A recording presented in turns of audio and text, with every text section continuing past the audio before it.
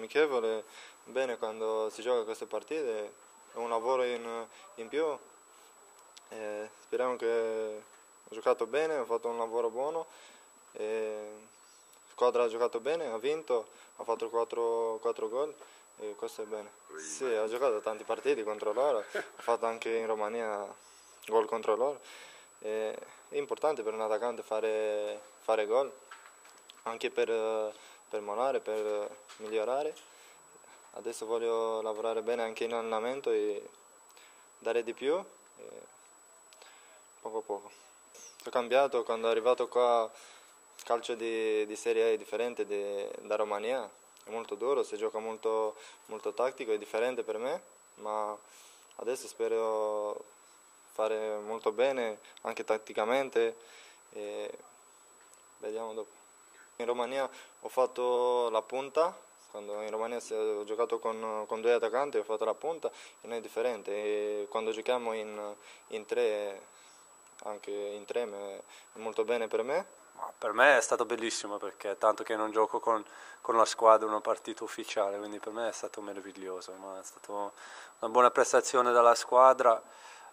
sono contento che siamo riusciti a dare continuità al risultato e al nostro gioco. Sto bene, oramai è passato un anno ieri dall'infortunio,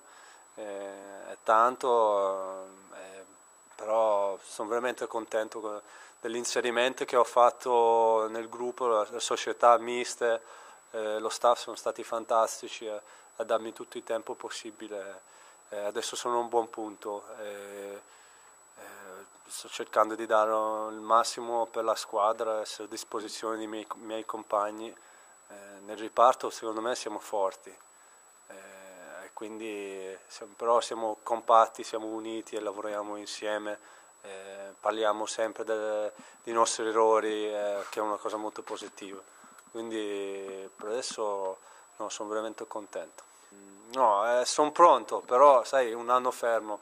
poi mister è sveglissimo perché è stato calciatore pure lui, quindi però alla fine hanno avuto un sacco di pazienza con me,